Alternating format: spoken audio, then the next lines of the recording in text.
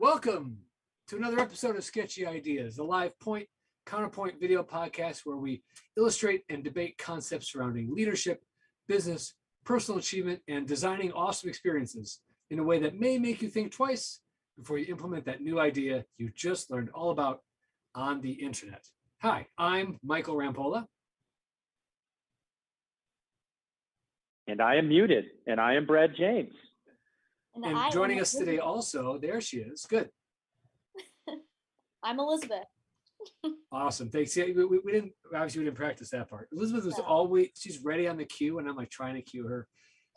We're not going to start that over. In any case, today we're excited to have Elizabeth joining us because as the tri-part co-hosts for episode 77, we're going to be talking all about solidifying the guest experience today. We're going to take you through how to bring in the right people, bring them in the right way, send messages out that get attention, get a response, so you can fill that guest list with the right kinds of people that are going to grow your brand and deliver value to them. But before we get into all that, we should hear a word from our sponsors. Brad, over to you. All right. If you're busy trying to figure out your marketing strategy for 2022, guess what? Work with somebody who knows what they're doing. My friends over at Cream City Marketing have helped a lot of businesses that are just like you. So give Erin a shout, email her at erin@creamcitymarketing.com, and she'll help you out.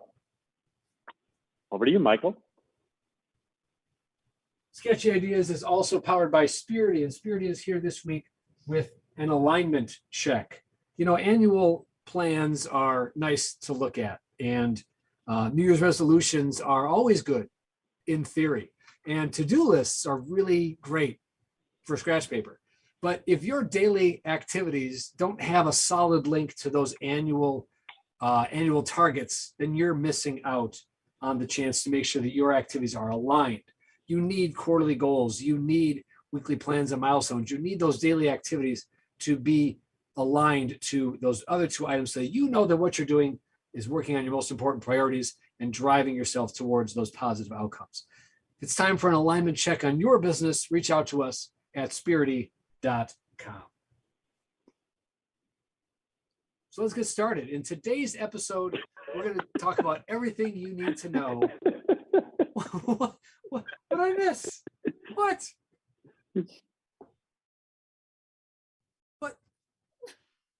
I miss?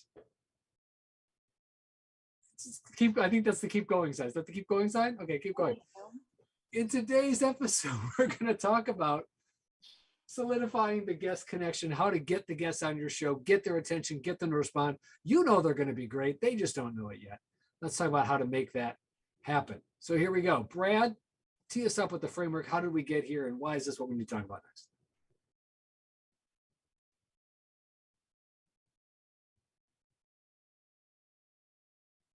Brad is connecting to audio, I think. Okay, so let's talk about why you need to have a great producer on your show in the meantime here. So Elizabeth is an amazing producer for multiple reasons, one of which is her willingness to come on the show. Not every producer is willing to get in front of the camera and actually show up on the thing they're running. Number two, she is infinitely ready to adapt and adjust when strange and unexpected things happen, like Brad's audio cuts out, or he thinks something is funny and I don't. And she's telling me, Michael, just keep going.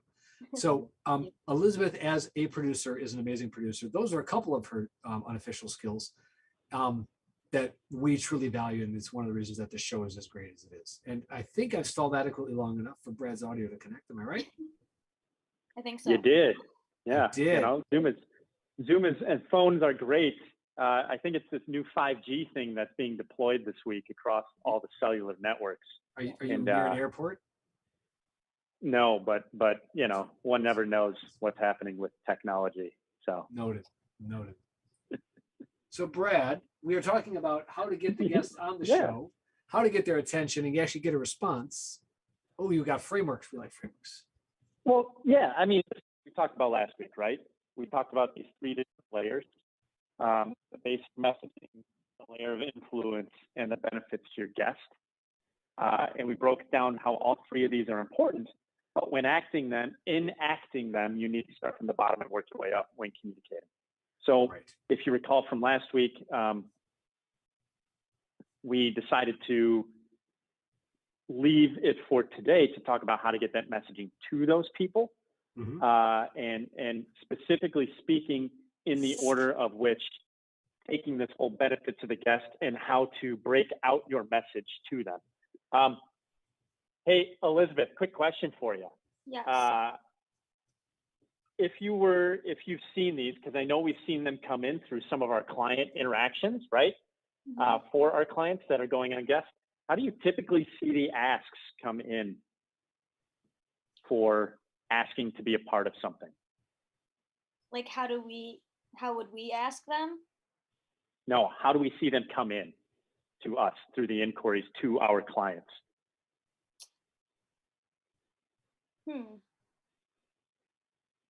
Sounds memorable. Sounds like whatever it is that they're doing, it's really standing out and grabbing attention. It's not, clearly. Cool. I've just proved a point without meaning to prove that point. Perfect. Clearly, it wasn't memorable or it didn't work. All right. Most of the time, when we get requests like this, I get requests often. Clients who I have get requests often. They come in long 2-page emails. And these 2-page emails end up getting stuck in a spam bucket or get looked over because, for one, I don't know about you, but I don't like to read long emails unless I know who it's coming from.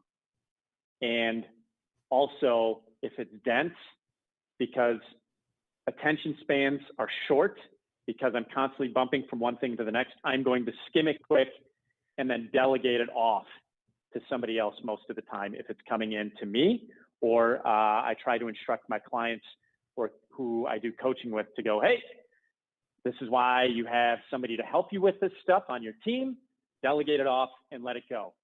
And what ends up happening then is it ends up getting lost in the abyss because they don't have systems set up. So when approaching this, taking what we talked about last week in messaging and all that stuff, you have to craft a message in a way that makes sure it's acting as if it were a micro marketing campaign or sales activity, right? So taking that idea of benefits to the client, the first thing you have to do is you got to get noticed, right? So when doing your research, if number one is to get noticed, you really got to understand who you're going after and why you're going after them, and then understand where they spend their time. Elizabeth, where would you say, out of curiosity, some of our clients, and I'm thinking of one right now who I know we've been doing a lot of this work for, she spends most of her time tracking inbound messages? On Slack or Telegram, not email. So Telegram, all right? Telegram is a social media channel, for those of you who don't know. So understand that this individual also has a number of other methods of communication. There's Telegram, there's Facebook, there's LinkedIn, there's Instagram, there's a bunch of them. But Telegram is the way to get in touch with this individual, period. So understanding the channel that that person spends the most time on directly is important when trying to get noticed, all right? Because you can ping all the other channels, but now you just look like spam. So never, ever just ping them on all the channels. Be intentional when you're trying to get noticed. The next thing I would ask, Elizabeth, when those things come through, do you feel like a short little piece of information that it works better initially, or something long when you're helping to track it? Short initially, just to like get their attention, and then dive into details afterwards. Yeah. So I would even say the step before that is you're going to keep things short to get noticed. What I'm looking for is to get noticed and get a response. Some sort of direct acknowledgement of, hey, I know you are there. If you don't get the response, that means you haven't gotten noticed. So like, hey, like, am I just looking for like do we resurrect the old Yo app and I just Yo? Like you're talking about like short and get noticed and get a response. Like I'm guessing it's but notice can be a number of things, right? So depending on who you're trying to get in front of, right? So this is why your messaging matters, and understanding who you're trying to target matters, right? This is taking all the sales tools in the toolbox and then leveraging them to get noticed, right? This is why ads, all that other stuff that matters, having some idea of the concept of pattern interrupt is important. Are you familiar with that concept?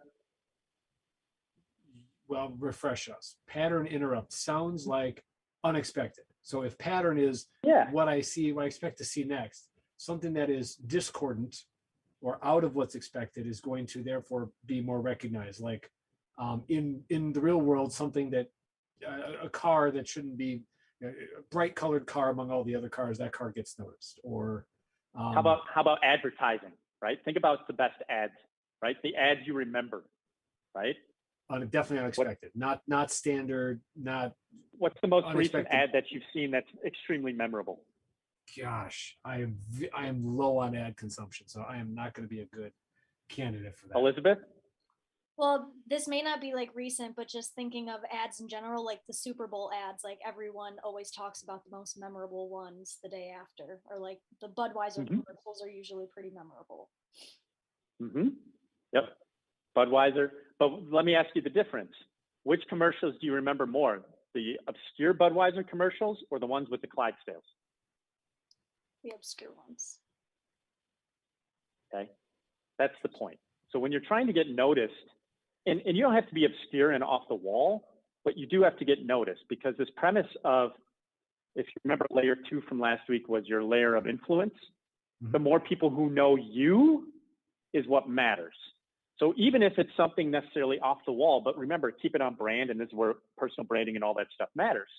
But if you know how to attract attention to break through the noise, because typically if you're trying to get somebody on your show, they're probably getting pinged by a whole bunch of other people. So what this means is, hey, maybe everybody is pinging them on Telegram. What is something they probably don't receive a lot of, but they have to check every single day? Like, okay, like the actual mail is what's actually coming to mind right now. Mail, yes. Like mail matters. Mail, like physical envelope in a mailbox mail. Yeah, and I wouldn't even go just flat envelope. I'd go lumpy mail is a term that's used. Well, okay, because I'll tell you right now, what's in the mailbox is one category. What's on the doorstep is another category at my house anyway. Correct. Yep. Okay, so you're making a case for like shipping actual things to people. Yes. I like that, because that would absolutely get my attention. Yes. In a way that every other flat mailer won't. Yeah. And making it pertinent to them. So when you're getting noticed, you got to make it relevant to them, right? Because if it's not relevant to them, you're not showing the empathetic aspect of what can we do for you, right? Right. Okay, so getting attention is about breaking through the noise. Getting a response is about being relevant. Because even if I break through, if there's no value to me or it doesn't connect with what matters to me, then I'm not getting back to you, even if it's interesting or exciting or anything like that. Correct. Yep. So and we're giving you guys, if you're watching this today, high level stuff and principles to go and aspect, to try this. There are a lot of different things out there on the web that are sketchy when looking up how to get in front of people, and you look at how people have done it, and guess what? The sketchy ideas work. It's the premise of this show. It's why. Here we are. Why we're trying to do this and break this down a little bit. So lumpy mail. Lumpy mail is one aspect of things. The other thing, if you're going a digital route, you could do a video, right? Like videos are always good, but make the video relevant to them and something that would be interesting, but short, right? So if you're doing videos, keep them short, keep them to the point, and then make a small ask of, hey, did you receive this at the end? And you'll get a response of yes or no if they watch it all the way through, and then you'll know that they actually watched it. I like it. Right? So getting noticed is obviously the first point. The next thing that is always important if you're doing this is the whole build rapport. Because remember, you're basically going to ask them for their time or something else, whether it's sales or something else. But building rapport is critical to this whole thing. And so that's why if you're going to do something to get noticed, remember, it also needs to build rapport. So again, not just attention for attention's sake. Correct. So, you know, I don't know if you're a How I Met Your Mother fan. I'll know enough of the reference. Go ahead. All right. So there's a few episodes where Marshall, by the way, there's a How I Met Your Father just came out yesterday. So if you're interested, that's fun too. Oh boy. All right. How I Met Your Mother, Marshall, who is in a point in his professional career where he's trying to get a job, and they're talking to a law firm, and the law firm has to do a background check, and he does a search over the internet to see what's all out there for him. And he has a video from his college days of where he was Beercules. And Edward 40 Hands and some lack of clothing running through campus pops up. Him yelling, "I am Beercules, bow down to Beercules." That'll get you noticed. Noticed. But it may not build rapport the right way. So that's reminded me. There's I'll give credit. Mike Michalowicz, well-known, I think, thinker in the in the brand and brand marketing space. He says you need to get attention, but it needs to still, again, be trust building or rapport building, right? He says, yeah, I could be the lawyer who shows up in a clown suit, and that's interesting, but it doesn't necessarily build trust or drive value.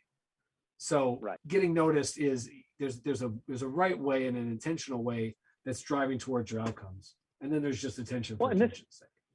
And this is why understanding if you are an individual, having personal mission statements and stuff like that matter. And then you always refer to them when you're trying to make marketing decisions, because marketing is about getting noticed, but you have to have some sort of philosophy behind it in order to ensure you do not cross any boundaries or go too far off brand. I think that's like, and this is where tangent, go with me. This is where we now are in this world of influencers, and influencers, their job, look at it this way, their job is to build a following, layers of influence by building following, just for the sake of having the number of followers, because it drives their negotiation capacity when working out deals to be a brand influencer or an affiliate sales person for a brand or a tool. So again, unless you are an influencer, on vanity metrics versus value metrics.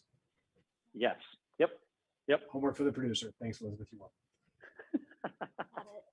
So Elizabeth, for example, go ahead. I just, Elizabeth, think about, I know you stay on top of this because you do this for us and you do this for a bunch of clients. What is something you've seen maybe in this realm that is noticeable, but maybe off brand? I guess like you can just take this for example, like say influencers, you gotta like keep up with like trends, I guess, but you can like throw your own spin on it depending on what you represent as a brand, I guess. So take like I don't know if you guys know the 2021 wrap up trend. It was all over Instagram, and so that was obviously very big for like companies and influencers to do, but one company like is obviously going to look their 2021 year and pictures and videos is going to look a lot different than someone else's. So I guess that's an example of using a tactic to continue to follow the trend and be noticed, right? Because of the whole hashtags and meta behind it, but then putting your spin on it. Did you see anybody who failed at putting their spin on it and instead it totally seemed off brand for them? Did you see any of those? I mean, I'm sure I did. I feel like, but you just scroll past them because it's not on brand with them. And then it just kind of seems random and thrown out there just to try and stay trendy. I'm not going to be able to pull it up, but I know early COVID, the early pandemic, there was the Meta, the Meta commercial, which was like everybody's commercial smashed together because they were all saying during this difficult time in these unprecedented, and everybody they, you didn't know who the heck was who. And it's like, oh, by the way, and I Marketunist, whose name I'm not coming up with right now, does a great weekly cartoon, and wife's saying, "Oh, dear, that the dog food company we gave our email address to 3 years ago is here for us in this difficult time." Like, because you feel obligated to send the message, but you're not really getting noticed. You're not really staying relevant. It's actually working against you. You're looking irrelevant and out of touch because you felt obligated to appear relevant and in touch. It's like, if you're going to do it right. Don't just do it because it's de facto what I'm supposed to do next. So there's the, let me do what everybody says I'm supposed to do, implement that, which is, let's go back to Sketchy, right? So the whole premise is, don't just do the next obvious thing or the conceptual best practice in theory. Do what is best for you, and which takes some more intentionality in understanding your context and your goals, which in a way goes back to this guest idea, which says, I'm not just going to fly you because you're a big name. I'm coming to you for a specific reason that aligns with you and me. And I think that the value of identifying that message and then sending that message is why standing out is going to matter. So this leads to this point. I think like when you're getting noticed, if everybody's going this direction, right? If this is everybody, yeah, you can either go this way, you can go back against the grain, right? Or there's other things. I would go perpendicular. Wait a minute. To it. That's what I would do. That play is never going to work. The defense is going to pick that up right away. It's going to pick it up right away. Gotcha. Understood. Thank you. Okay, so so what? Tell me about perpendicular. I like the idea. So you're literally coming at it sideways. Is your point? Yes, I think often people go with the trend. So if you're going with the trend, but let's say this is on time, right? If you're on the front end of this, yeah, it works. Yeah. If they're stats, and I don't want to pull stats out of my rear end. Actually, I do. You know, if you're 83% of the way in and you're doing it, no, then don't do it. Right. That's the late adopter. That's the tail end. So it's right, because if there's that guy who's clearly just trying to catch up, right? Like you see the bulk of the runners go by, and you're like, oh, good for them. And they're like, I should probably get in the race, right? Like that guy. Yeah. And at that point, he should probably just not. Is your point? Correct.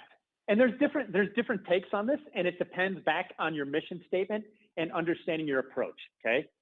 Right. The reason I think going against the grain works, it works especially if you're counter to that belief system going the other way. It works and it creates noticeability, and it will work. All right. But in terms of and ways you can use this. All right. Let me talk about ways you can use this. For getting guests. If you're on the front end and let's say that guest you're targeting says something and begins this thing, go along with it by adding and layering on top of it, but making it the same, just like Elizabeth described with the end of the year stuff, right? If you're in the first 30% and you're layering on top of that, you'll get noticed because it's going to get shared because that person thinks it's cool. You get past that 30% mark, it begins to get stale. Now it becomes just everybody's doing it. Therefore, then, the other way to handle it then is to counteract it. Create conflict. Conflict doesn't mean conflict is not a bad thing. Nope. Conflict can be a good thing if it creates a challenge and challenges it, right? This is something in science that without diving into another rabbit hole, and science is beginning to get lost because scientists and media are beginning to collaborate. And now you're seeing this. When science, the way it's meant to be, is to be challenged constantly to prove it wrong. Instead, now we've challenged scientists. If you challenge a scientist that has prevalence, you get discredited these days. Doesn't matter what you believe or anything. This whole discrediting thing is what has begun to happen because media has figured it out.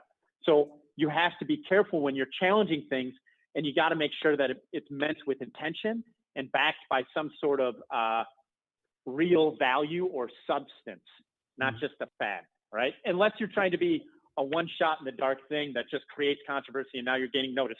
Again, your timeline on this is way shorter than it is over here. Right. The first 10%, it works. But if you get to 20%, you're probably too late. Right. When you're challenging and going against the grain. That's why I think perpendicular, this is why I think perpendicular works, right? Perpendicular works because you can ride this timeline and you can watch and you can pay attention to what's being said in depth. And then when you pay attention to what's being said in depth, now you can approach it from a thoughtful perspective, either in agreement to take it on a tangent to see where else it's relevant, or you can challenge it by coming at it at that specific point, and that creates a microcosm.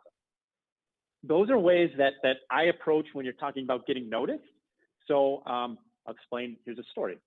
One of the things that has been found to be useful in sales conversations with large groups is if you're in a sales conversation, and this is obviously in the building rapport stage, and you're having a dialogue, you can agree with certain things, you can disagree with other things, and that creates noticeability because as salespeople, most people expect you to just go with and be a yes person because they want validation.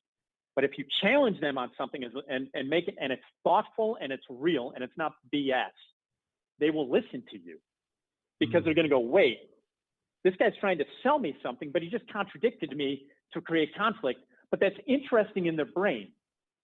Why is it interesting in the brain? Because now you're adding value and you're not just another yes person. And so anybody who's intelligent is going to go, I want to be challenged. I want to be better. I want it to be better. That's why it works. So if you're trying to get a guest on, perpendicular works if you're challenging specific things, either in agreement and layering it up to a different level or layering it down to a sub-layer, or challenging a specific point. If you challenge that specific point, now you're creating a dichotomy because they're going to want to validate it to you because most of these people are very proud, right? Of course.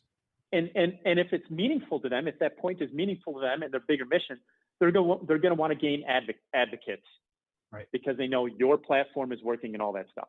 And it helps to build some rapport because you're driving intelligent conversation. So to that point, and by the way, we're at 2:00 and we only made it halfway through my framework. I'm going to try to just put a value point here.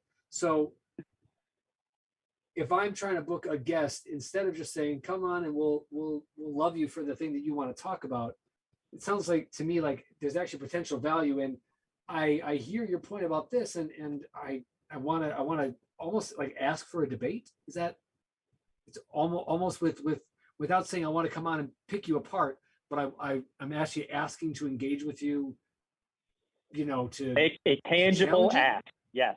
Okay. Make a tangible ask. So what that tangible ask is, this is where it becomes relevant, right? This is where I leverage my platform and the following that I have of the platform to make a tangible ask of you to either teach my group what you do because I think it works and it's worked for me and I want you to share it because you have more credibility or whatever, or I want to challenge you on it because I've seen alternate things that are contradictory to what you're saying and it's a discussion. Yep. And depending on the person, right? Depending on what they're trying to do, they may or may not be interested in that. But if there's a tangible ask, I want you to teach people what you taught me because it worked for me. Or I want you to teach people what you've taught others because I've seen it work for others. Or I want to discuss this one thing because I've seen it work and I've seen other people do it differently. And I want to see how the two principles match up. Or, right, Nice. like frame it in a way that's positive for them, but if they're smart and they're a quality guest, they'll understand the value that it brings and the audience it puts them in front of. Because if you disagree with them, it gives them a chance to convince those people to follow me if I'm the guest, or not, right? At least I'm building brand with a totally different belief system. That makes sense. I think I'm much more likely to watch a debate than I am, people who are just basically saying yes, what he said. That's why people love our shows, Michael, when we disagree on things and then we layer them out. We haven't done one of those in a while. This is kind of true, actually. Elizabeth can back that up with stats, I think, actually. Is that right? Like people like it when we don't like each other. No, wait, that's not the right phrase. That's not maybe what I meant to say. More interesting when you disagree. More interesting. We're People more love interesting. watching conflict. They love conflict. It's true. It's uncomfortable, but it's fun.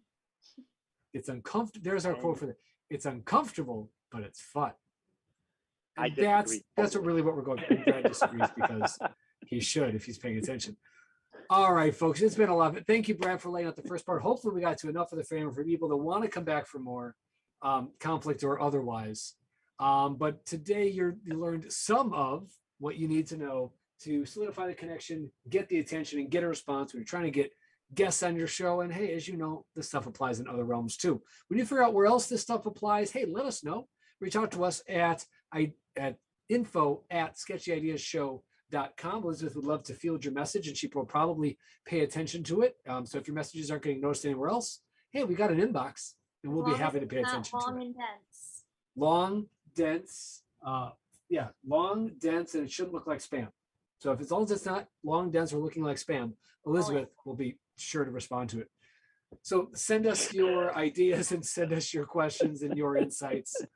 Come back next week when we go over more Sketchy Ideas Live and continue to build on this framework. And remember, just because it's a sketchy idea doesn't mean it's not worth exploring. We will see you next time.